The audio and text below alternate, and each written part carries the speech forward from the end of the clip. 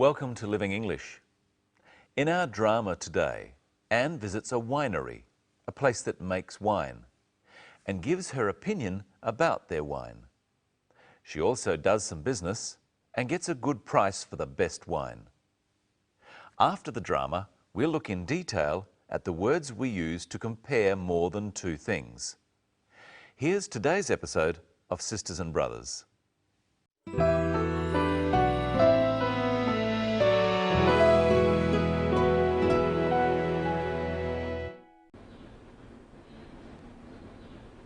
These are our whites. Why don't you try the Chardonnay first? It's our best-selling wine.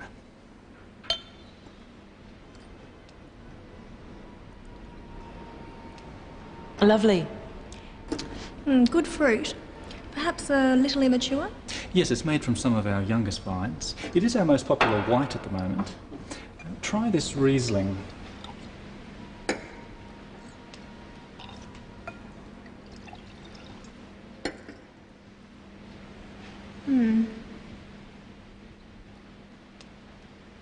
It's very pale, isn't it? A lot of our customers are finding it very attractive. It's a bit too dry for our market. I think we'll leave that one.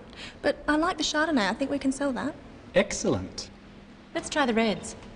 Our reds are as good as any you'll find around here. What have we got here? This is our Cabernet Sauvignon. It's very popular. A bit too much fruit at this stage. I understand it wasn't a good year for Cabernet in this district. You know your wines, Miss Lee. I try to be prepared. What's your best red? This one. Our Shiraz. And we think it's world class. It's a lovely colour. Deepest red. What vintage is this? It's 3 years old now. It'll drink well for years yet, but you can drink it right now too. And what's the price? Well, it's our most expensive wine at $50 retail. I'll think about it. It's certainly got potential, but there are a lot of wines around in this class these days. You've got a lot of competition, Tim. That's for sure. But we can work out a special price for you if you're interested. I'm definitely interested. This is very good. Sarah knows our requirements and pricing position. I'm sure you can work out something with her.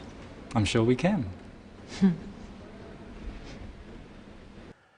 Let's look at how Anne gives her opinion about the wine. She uses adjectives to describe it. First, she gives her opinion about the Chardonnay, a type of white wine. Good fruit. Perhaps a little immature? She says the fruit is good. The fruit means the grapes used to make the wine. And she says, perhaps a little immature. Immature means too young, not ready. By saying perhaps, she is showing that she is giving her opinion, saying what she thinks. It's more polite than just saying, it's too immature. You try making some suggestions using perhaps. You'd like to come with me. Perhaps you'd like to come with me. It's time to go. Perhaps it's time to go. You're wrong about that. Perhaps you're wrong about that. Now, what does Sarah say about the Riesling, another type of white wine? It's very pale, isn't it? She says, it's very pale, isn't it? Pale means it doesn't have a strong colour. By saying, isn't it, she shows she is giving her opinion. She wants the others to agree with her. Isn't it is short for is it not, which is the same as saying, don't you think? Try using isn't it with these sentences. It's hot. It's hot, isn't it? It's funny. It's funny, isn't it? But be careful. You only use isn't it when the subject is it. For example, I would say, he's funny, isn't he? You're late, aren't you? They run fast, don't they? Now look at another way Anne gives an opinion. A bit too much fruit at this stage. Anne tasted 4 wines. The first one she tasted was better than the second one, and the last one was the best of them all. Words such as best are called superlatives. We use adjectives, describing words, in a different way to compare more than 2 things.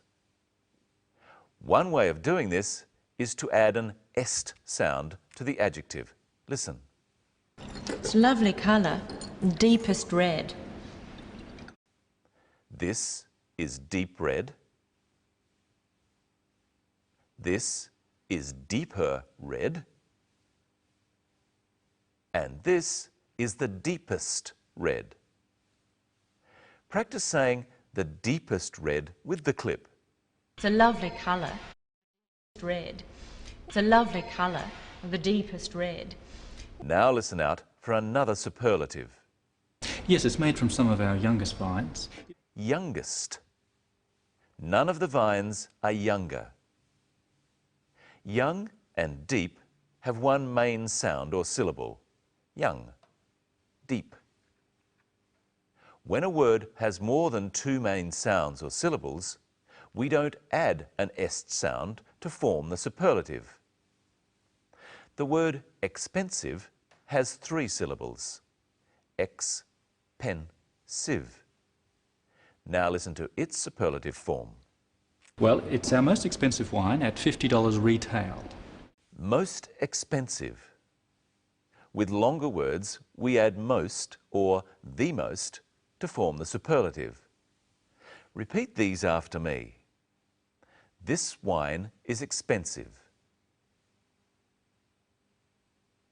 This wine is more expensive than that one. This is the most expensive of all the wines. But with shorter words, we add and est to the end of the word. Repeat these phrases after me. This wine is pale. This wine is paler than that one. This wine is the palest of all. In our next clip, listen for the superlative of another 3-syllable adjective, popular. Pop-u-la. It is our most popular white at the moment. Most popular.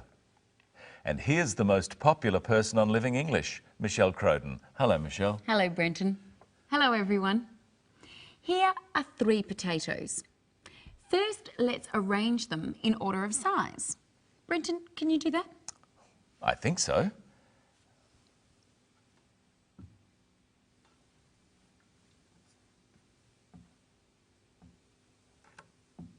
There you go. So this one is bigger than this one, and this one is bigger than this one. So this one is the biggest. And as we've already seen, we add to big to make bigger and compare 2 things, and est to big to make biggest when we're comparing more than 2 things. What else happens to the word big? It has an extra G. That's right. The extra G tells us that the word is pronounced biggest and not biggest. What's another example? Hot. Hotter. Hottest. And what's the opposite of big? Small. Small. Smaller. Smallest. It already has a double letter at the end. Now I want you to put these in order of their weight. Oh, okay.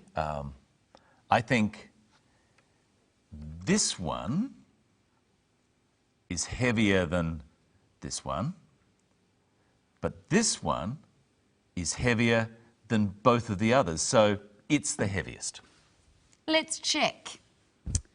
Now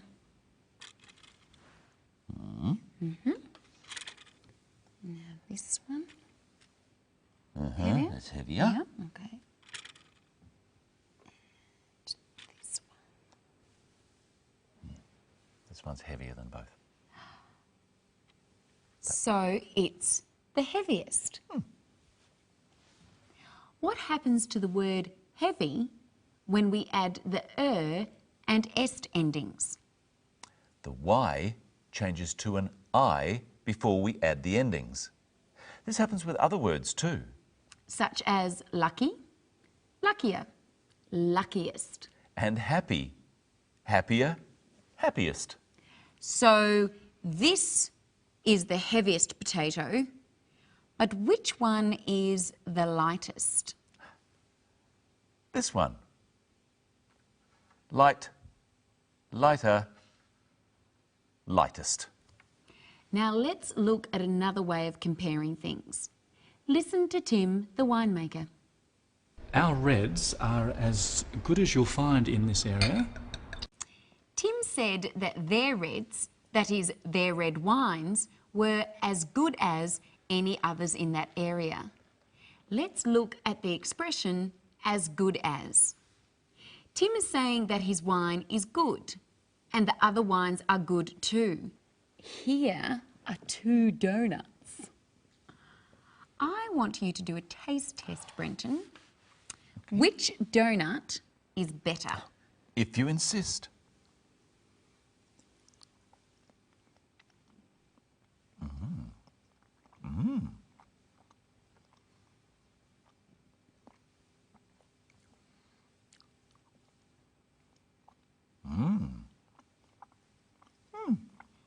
So is this donut better than that one?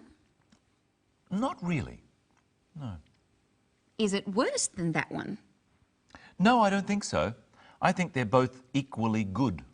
So we would say this donut is as good as that one. They're both equally as sweet. You can use any adjective instead of good. So we would say this donut is as sweet as that one. They're both equally delicious. What would we say? This donut is as delicious as that one. And they're both equally round. This donut is as round as that one. And they're both fattening. Well, yes, this donut is as fattening as that one. We could also say this donut is just as fattening as that one. But this donut is the most fattening. Yes, and the most delicious. It's the best. Goodbye.